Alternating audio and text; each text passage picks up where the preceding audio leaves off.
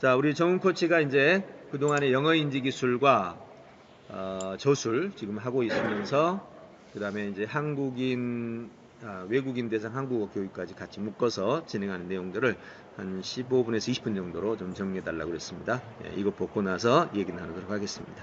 자, 우리 정훈 코치 오늘 못 왔지만 그래도 화면으로 한번 같이 박수로 나누겠습니다. 박수로 한번. 네, 진행해 주세요. 네, 저 보이세요? 네, 보입니다. 네, 안녕하세요. 저는 영어 인지 코치 이정은이라고 하고요. 오늘 간단히 영어 인지 기술에 대해서 소개를 좀 해드리려고 해요. 뭐 여러 가지 좋은 점이 많지만 좀 줄여서 이렇게 5가지를 가지고 얘기를 나누고 싶은데요. 영어 인지 기술은요. 모국어형 학습을 지향을 합니다.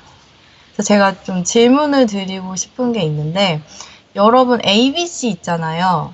파닉스. 파닉스 언제 배우셨어요? 보이질 않아서 대답하시다고 생각할게요. 파닉스를 보통 영어를 처음 시작할 때 다 배우잖아요. 우리나라에서는. 그래서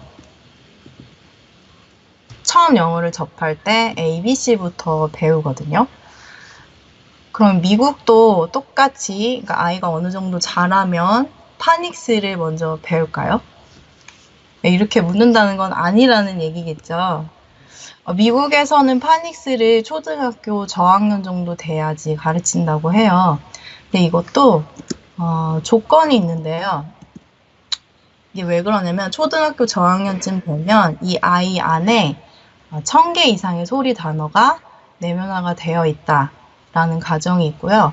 또 하나는 듣고 말하는 것이 완성이 어느 정도 되어 있다라는 전제 하에 요게 딱 되었을 때 그때 파닉스에 들어간다는 얘기죠. 근데 우리나라에서는 가장 먼저 영어를 배울 때 A, B, C, D 요거부터 간다는 거죠. 그래서 영어 인지 기술에서는 가장 먼저 어휘를 다루게 돼요. 어휘를 다루는데 방법이 이렇게 어렵지가 않아요. 하루에 2번 눈으로만 보면 되는 방법인데 이게 자연 반복 기억법이라고 해서 굉장히 간단해요. 대신에 유의하셔야 될 거는 소리를 들으셔야 한다는 거. 왜냐하면 아이가 태어나서 처음부터 ABCD를 배우는 게 아니라 단어를 소리로 듣잖아요. 그래서 영어 인지 기술에서는 소리를 들으면서 하루에 2번 그냥 보는 것으로 학습을 할 수 있도록 코칭을 합니다. 이게 좋은 게 뭐냐면 시간을 많이 들이지 않아도 많은 어휘를 내면화할 수가 있어요. 그러니까 당연히 기존에 하던 어휘 기억 방법보다는 시간이 많이 단축이 되겠죠. 네. 이게 효과가 있나 궁금하실 수 있어요. 의문이 드실 수 있는데 저는 올 초에 이 방법으로 자격증 1급 자격증 땄거든요. 어떻게 했냐면 하루에 뭐 2번 시간 정해놓은 것도 아니고 그냥 제가 모르는 단어 정리하고 뭐 관용어 그다음에 알아야 되는 어떤 문장 표현들 이런 걸 정리해서 가지고 다니면서 이동하면서 한두 번 이렇게 눈으로 보고 그다음에 입으로 소리를 내고 하는 방식으로 했는데요. 소리는 당연히 그 전에 강의를 들으면서 들었고요. 그렇게 해서 좋은 결과를 얻었어요. 뭐 이렇게 막 외우려고 한 것도 아니고 앞에 말씀드렸던 어휘 기억법으로 좋은 결과를 얻었고요. 그 다음에 2번째 말씀드리고 싶은 건 영어 인지 기술은 문법을 거의 사용하지 않아요. 그래서 문법이 어디서 왔는가, 문법이 원래 어떤 의미였는지를 좀 말씀을 드리고 싶어요. 문법의 연구가 언제 시작이 됐냐면 바로 2500년 전에 인도에서 시작이 됐어요. 왼쪽에 보시면 여기 이렇게 사분할되어 있는 그림 보이시죠? 이게 뭐냐면 인도의 성경 같은 거예요. 그러니까 힌두교 성전, 베다스라는 성전인데 이 베다스 성전을 보존하기 위해서 문법 연구가 시작이 됐어요. 그래서 초기의 문법이라는 것은 이거였어요. 그냥 그 시대 그리고 그 지역에서 쓰이고 있는 언어가 이렇게 쓰이고 있습니다 하는 거를 알려주는 연구가 문법이었어요. 근데 이 문법의 의미가 바뀌게 되죠. 그 바뀌는 과정을 좀 보실게요. 그러면 왜 문법이 우리가 문법을 잘해야 돼 그럴 필요가 없는지 한번 보실게요. 앞서 보셨듯이 초기에 2500년 전에는 그 힌두교 성전, 베다 성전을 보존하기 위해서, 그러니까 포커스가 실용성에 맞춰진 거예요. 그래서 문법 시작이 됐고, 그 다음에 한 BC 5세기쯤에 파닌이라는 학자가 이 베다스 성전이 산스크리트어로 되어 있거든요. 그 산스크리트어를 꽃피우게 됩니다. 그리고 20세기 들어서 변화가 시작이 되는데요. 이 변화는 왜 생기냐면 세계화가 시작이 돼요.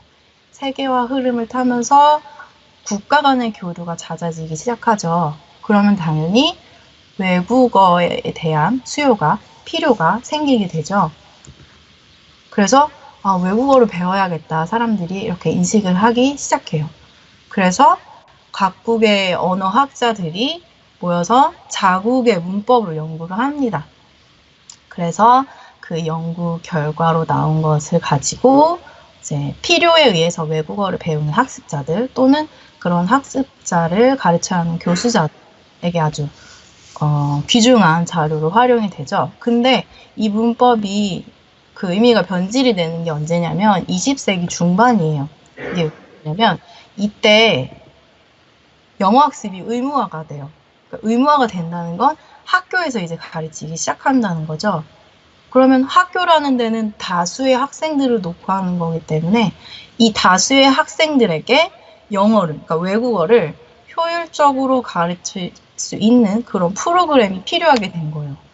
그러면서 문법이 처음에는 이렇게 사용이 언어가 되고 있어요 였는데 이때 문법은 이렇게 돼야 해.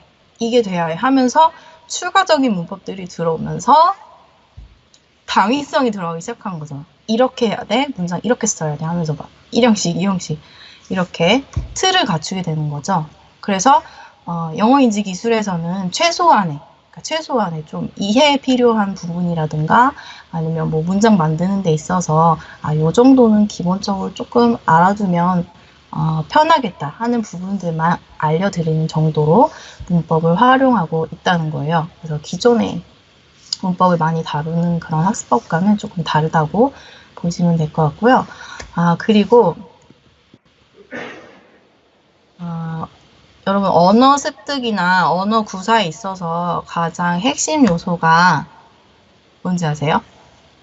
단어하고 문장이거든요. 근데 그 단어하고 문장에 대해서 언어학자들도 그렇고 브리테니커 뭐 백과사전에서도 그렇고 정확히 명시를 하지 못하고 있는 상황이에요. 지금까지도.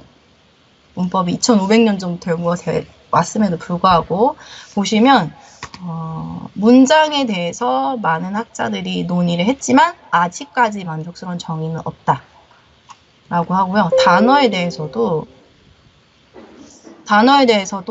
명쾌하게 아직 단어가 무엇이냐에 대해서 규명이 안 돼 있다 얘기를 하거든요.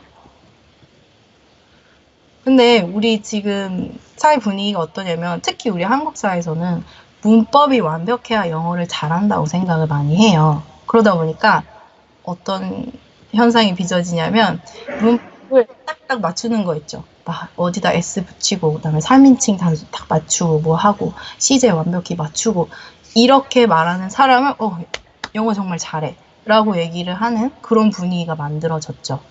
그러다 보니 영어를 이제 공부해야 하는 사람들, 외국어, 다른 외국어도 마찬가지 배워야 하는 사람들도 나 문법 잘 모르는데 난 암기를 잘 못하는데 하면서 먼저 두려움이 생기는 거죠. 근데 여러분 말은요 문법으로 하는 게 아니라 문장으로 하는 거거든요. 그래서 문법이 완벽해야 영어를 잘한다? 그건 아니거든요.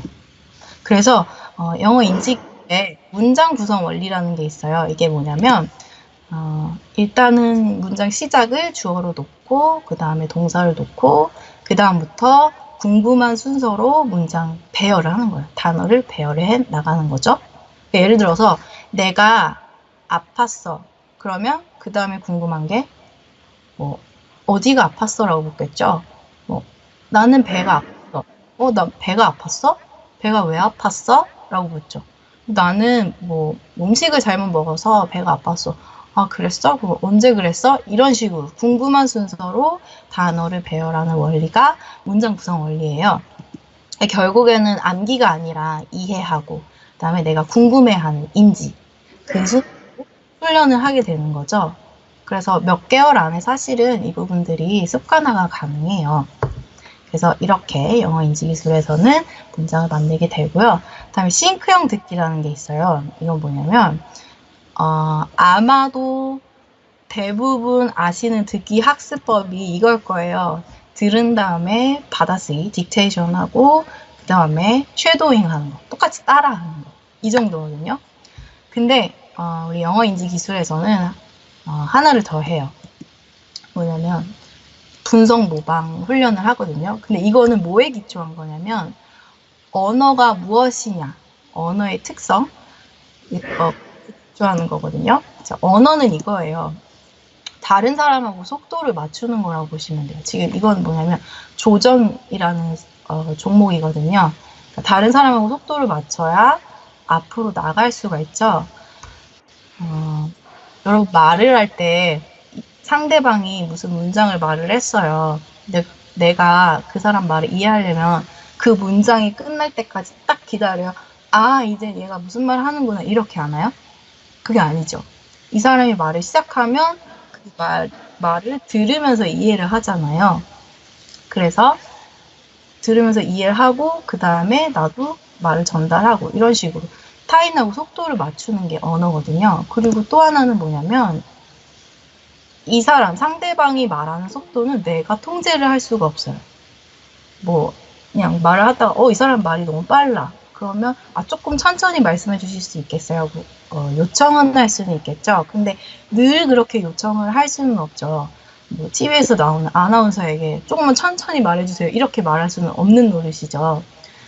그리고 뭐 대학이나 대학원의 교수님께도 다수를 놓고 강의를 하시는데 조금 천천히 해주세요라고 늘 부탁할 수는 없죠. 결국에는 이 사람이 말하는 속도를 내가 통제할 수는 없다는 거예요. 이런 언어의 특성을 생각했을 때 분석 모방 훈련이 더 들어가야 싱크를 맞출 수 있다는 거죠. 그러니까 이 사람이 말하는 속도로 내가 들을 수 있고, 그러니까 내가 이 사람이 말하는 속도로 들을 수 있어야 내가 그 속도로 말을 할 수 있는 거잖아요. 그래서 분석 모방 훈련은 뭐냐면 이거는 한국어인데요. 영어 영상으로 바꿔주시면 되는데 원본 영상을 보고 이 사람이 말하는 음성, 그다음에 표정, 그다음에 뭐 포즈. 예를 들어서 고개를 뭐 몇 도 이렇게 했는가, 아니면 몸통은 어디를 향해 있는가, 이런 것들, 그런 것들을 다 싱크를 일치시켜주는 훈련을 하는 거예요. 아까 보시면 설렁탕 특으로요. 김준현 설렁탕 특으로 먹는다. 네, 이게 원본 영상이고 싱크를 맞춰서 연습을 해갖고 이제 영상을 찍는 거죠. 설렁탕 특으로요. 김준현 설렁탕 특으로 먹는다. 네, 이 연습을 하는 거예요. 이거를 지금은 한국어로 되어 있지만 영어 영상을 따다가 이렇게 연습을 하면 싱크가 일치하면서 듣기 훈련이 자연스럽게 되고 또 발음 훈련도 같이 되는 거죠. 이렇게 싱크 일치시키는 듣기 훈련을 하게 되고요. 그 다음에 마지막은 손의 되뇌형 회화라고 해서 이건 뭐냐면 아마도 많은 분들이 외국인을 딱 만났을 때 외국인과 내가 대화를 해야 하는 상황이 됐을 때 요 네 가지의 중에 하나는 꼭 다 들어가실 거예요. 제가 4가지를 말씀을 드릴 건데, 자, 원어민이 나한테 말을 하기 시작해요. 그러면 딱 당황을 해요. 그러면서 가장 먼저 하는 게, 자, 이러실 수 있어요. 아, 얘가 말하는 게 지금 저 단어 스펠이 뭐지? 그래서 스펠 막 떠올려요. 그 다음에, 아니면 내가 나 말을 해야 되는데, 어떻게 말을 하지? 어떻게 문장 만들지? 아, 내가 저번에 외웠던 거 있는데 하면서 문장을 막 생각을 해요. 이렇게 나 혼자 생각을 하다 보니까 얘는 막 말하고 있는데 나는 생각하고 있고, 그러니 이 사람이 무슨 말을 하는지 듣지를 못해요. 대화가 안 되겠죠.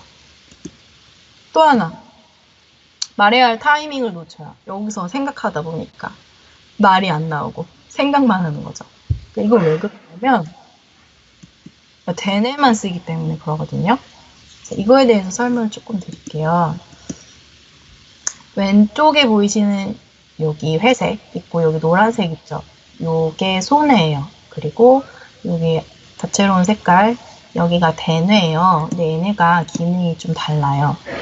얘는 운동, 언어, 기억 이런 기능 수행하는 역할을 하고요. 그 다음에 소뇌는 얘가 이런 기능을 수행하고 있을 때 보조를 해줘요.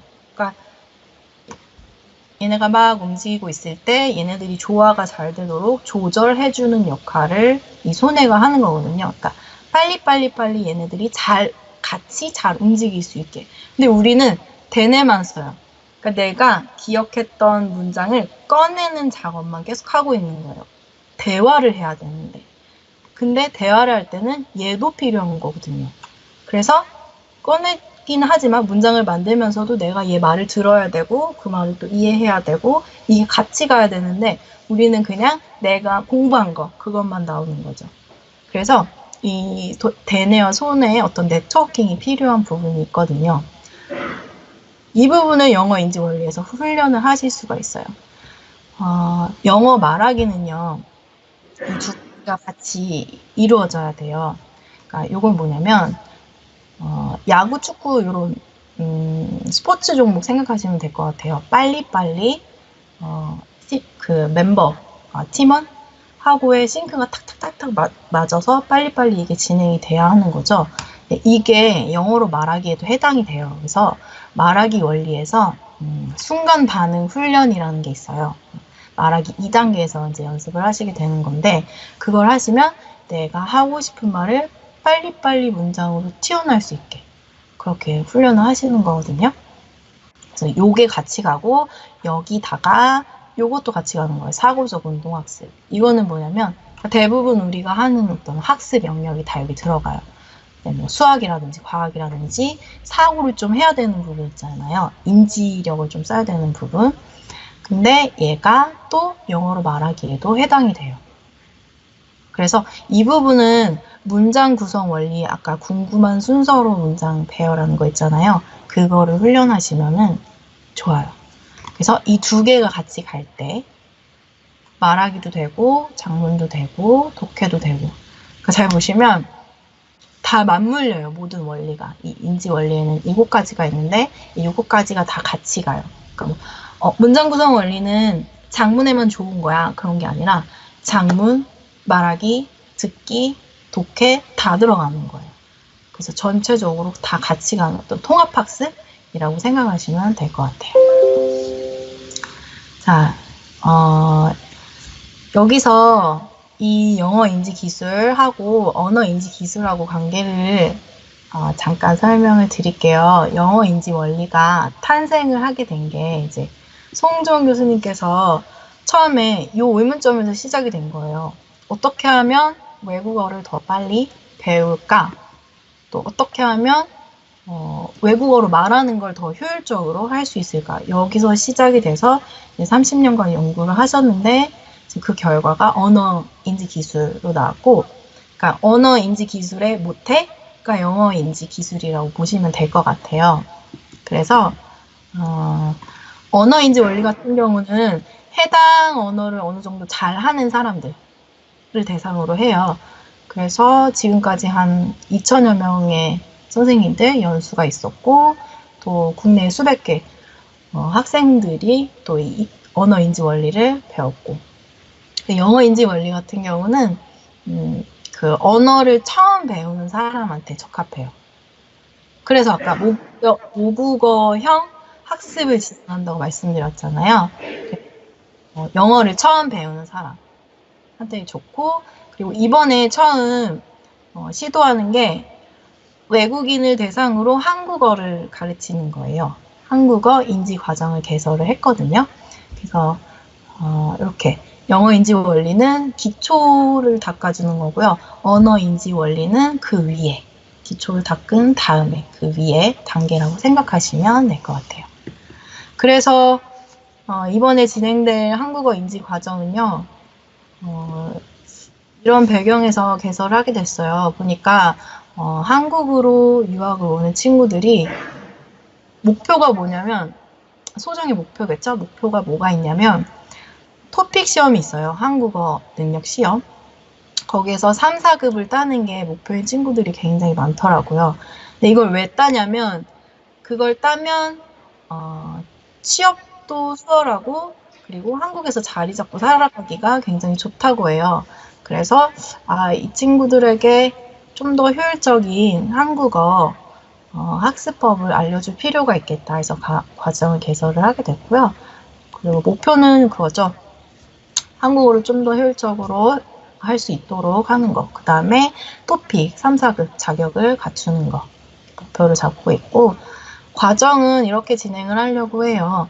일주일에 한 번 2시간. 현장에 제가 가서 외국인 학생들에게 한국어인지, 그러니까 7원리를 알려주는 거죠. 이렇게 해서 총 15주 진행을 할 예정이고요. 데이터가 남아야겠죠.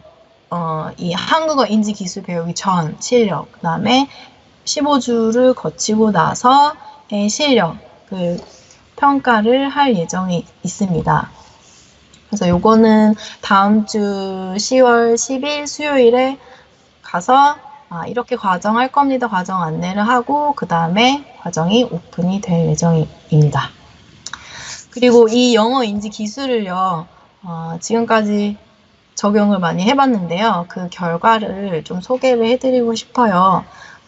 영작 프로젝트라고 해서 7원리 중에 딱 3가지 원리를 초등학교 4학년부터 중학교 3학년까지 한 달 정도 진행을 했었는데, 그 친구들 후기를 좀 보여드릴게요.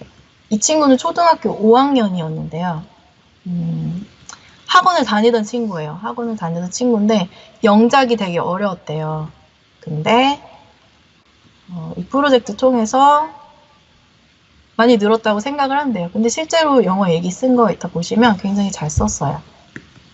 많이 늘었다 했고, 6학년 친구, 이 친구도 영어 학원을 오래 다닌 친구예요. 근데 이제 프로젝트 있다 하니까 참여하고 싶다 해서 들어왔는데, 어떤 얘기를 했냐면 영어 인지 수업을 통해서 재밌게 영어 문장을 배열하는 방법을 배웠다고 했어요. 재밌게. 그리고 그러다 보니 단어를 스스로 숙지를 하게 됐다라는 얘기를 했죠. 그리고 2학년 친구 어머니 후기인데요. 이 2학년 친구는 늦둥이에요. 막내고 그 위에 누나가 셋이 있는데, 그 누나들도 영어를 10년 넘게 학교에서도 배웠고 뭐 과외도 했고 학원도 다녔겠죠. 이렇게 배웠는데 문장으로 쓰는 게 되게 어려웠었다. 근데 이번 기회를 통해서 한 달 좀 넘은 짧은 기간이지만 아이가 영어 작문 실력도 많이 늘었고 그래서 자신감도 좀 많이 생긴 것 같다라고 말씀하셨는데, 이 아이가 이때 프로젝트 끝날 무렵에 기말고사였나? 그랬는데, 여러분 학교 영어 시험 보시면 객관식도 있지만 주관식도 있잖아요. 근데 주관식이 배점이 되게 높아요. 근데 그 문제 중에 어떤 게 있냐면, 영어로 뭐 순서 잘 배열하세요. 뭐 이거를 한글 해석을 딱 내주고, 자, 영어 문장으로 써보세요. 이런 문장을 내고 5점, 6점 이렇게 배점을 주거든요. 근데 이 친구가 프로젝트 끝나고 영어 시험을 보고 와서 선생님 저 100점 맞았어요 이러면서 와갖고 주간식 그 배열하는 문제가 2개인가 3개 나왔대요. 근데 자기 되게 자신 있게 여기서 배운 걸 했다고 하면서 얘기를 한 적이 있거든요. 하여튼 그런 것도 있었고, 네. 그리고 이 친구도 올해 영어를 배웠어요. 이 친구는 과외를 좀 많이 했어요. 과외를 많이 했던 친구인데, 영어가 이 친구한테는 되게 황당한 거죠. 규칙도 없고, 막 자기 멋대로고 이런 거였는데, 이런 인지 원리에 따라 궁금한 순서에 따라서 이렇게 문장 배열하면 되는구나. 그리고 긴 문장에서도 핵심어가 뭔지, 그 다음에 수식어가 뭔지 이렇게 빼낼 수 있는. 그러니까 긴 문장에서도 핵심 말하고자 하는 게 뭔지를 자기가 이제 알 수 있게 됐다는 얘기를 했어요. 그래서 프로젝트를 끝내고 아이들이 썼던 영어 일기입니다. 네. 근데 제일 많이 아이들이 한 얘기가 뭐냐면 영작이 두렵지가 않다라는 얘기를 가장 많이 했어요. 되게 가장 어렵다고 생각한 건데 생각보다 어렵지 않네요 라고 얘기를 많이 했고요. 그 다음에 이번 여름에 진행했던 과정에서 선생님들이 남겨주신 후기인데요. 야, 영어 외워. 사실 저도 이 얘기 되게 많이 들었었거든요. 고등학교 때 선생님이 몰라 그냥 그렇게 하는 거야 외워 라는 말 많이 들었어요. 아마 다들 그러실 거예요. 근데 암기가 아닌 인지 순서대로 진행을 하니까 재밌다. 그리고 단기간에 실력이 빨리 상승한 것 같아서 신기하다. 그 다음에 비슷하죠? 원리. 외우는 게 아니고 이해한다. 복문을 만드는 거 되게 힘들어 하세요. 뭐 분사를 쓴다, 뭐 관계대명사 쓴다 이러면서 힘들어 하시는데 그 부분을 단문사고 원리에서 패턴을 딱 만들어가지고 자, 이렇게 단문 돼 있어? 그럼 이렇게 해요 하면서 알려드려요, 원리를. 그러다 보니까 더 복잡한 문장도 만들 수 있겠군요 하는 이런 후기가 나오게 되는 거죠. 복문을 내가 만들 줄 안다는 사실이 되게 신기하신 거예요. 네, 빠른 시간 안에 할 수 있다. 요것도. 본인이 영어로 문장 만들 줄 안다는 거, 그게 굉장히 신기하셨던 것 같아요. 인지 원리에 따라서. 또 하나는 제가 지금 진행하고 있는 게 뭐냐면, 수능 프로젝트까지는 아닌데, 대부분 고등학생 친구들이에요. 근데 그 중에 고3 학생이 한 3명 정도 있는데, 그 친구들한테 언어인지 기술 알려주고, 그 다음에 영어 인지 기술에서 핵심 수식 원리랑, 그 다음에 문장 구성 원리, 그 다음에 어휘 기억 원리, 하루에 2번 보는 거, 그거를 이제 적용을 해서 현재 진행 중이거든요. 이건 결과가 나오면, 제가 데이터가 나오면 다시 한번 알려드릴 수 있는 자리가 있으면 좋을 것 같아요. 이 친구들이 짧게는 한 달 안에 결과가 나오는 친구도 있었고, 또 어떤 친구는 반년 좀 지나니까 결과가 나오는 친구도 있었는데, 이 점수가 뭐냐면요. 학교에서 수능 보기 전에 3, 6, 9월 해가지고 모의고사를 보잖아요. 그 점수예요. 네, 인지기술, 영어 인지기술과 언어 인지기술을 배우기 전에 점수예요. 위에가. 그리고 아래는 인지기술을 배우고 난 뒤에 점수거든요. 지금 현재 이 정도로 향상이 되어 있는데 어휘 기억 원리에 하고 그다음에 핵심 수식 원리에 지금은 초점을 좀 많이 맞춰서 마무리를 진행 중에 있어요. 다음 달이 수능이잖아요. 그래서 어휘 기억 원리에 대해서 아이들이 어휘 기억 원리 결과를 좀 더 잘 받을 수 있게 그런 환경을 좀 조정을 많이 하고 있고, 그렇게 해서 현재 진행 중이에요. 원리 적용을 진행 중이니까 나중에 결과가 나오면 그때 한 번 더 알려드리도록 할게요. 네, 저는 여기까지입니다. 감사합니다.